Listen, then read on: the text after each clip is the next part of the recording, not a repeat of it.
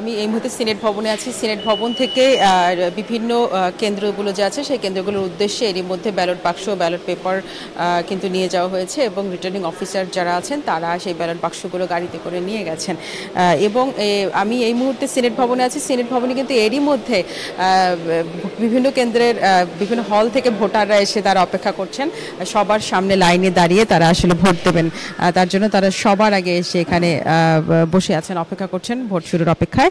আজ সকাল 7:30টার সময় যে 8টি কেন্দ্র আছে, 8টি কেন্দ্রে প্রত্যেকটি কেন্দ্র থেকে যে ব্যালট বাক্সগুলো গণমাধ্যমের সামনে খুলে দেখানো হবে, তারপর তালাবদ্ধ করে এরপর ভোট শুরু হবে।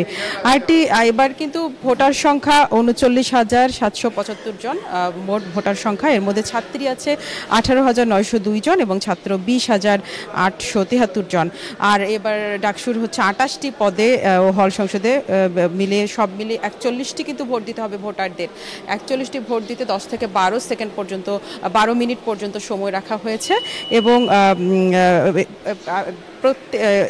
ডাকসুতে থাকছে 5 পৃষ্ঠার একটি ব্যালট এবং হল সংসদে থাকছে 1 পৃষ্ঠার ব্যালট এবং 6টি ব্যালটে কিন্তু ভোটাররা ভোট দেবে এবং ব্যালট ওএমআর শিটে হবে। ওএমআর শিটের মাধ্যমে নিজেদের পছন্দের প্রার্থীকে ভোট দেবে এবং প্রথমবারের মতো 30 জন ভোটার কিন্তু এবার ব্রেইল পদ্ধতিতে ভোট দিচ্ছে এবং ব্যালট বাক্স কিন্তু 5 ধরনের থাকছে। 1 নম্বর ব্যালট বাক্সে 3,000টি ধারণ ক্ষমতা ভোটার, 2 নম্বরে 2500, 3 নম্বরে 1500 এবং 4 নম্বরে 1000 এবং 5 নম্বরে 10,000 ধারণ ক্ষমতা রয়েছে ব্যালট বাক্সগুলোতে। কেন্দ্রীয় সংসদ ও হল সংসদের জন্য প্রতিটি কক্ষে কিন্তু আলাদা আলাদা ব্যালট বাক্স থাকবে। প্রত্যেকে ভোট দিয়ে নির্ধারিত ব্যালট বাক্সে আসলে এই তাদের ভোটগুলো ফেলবে।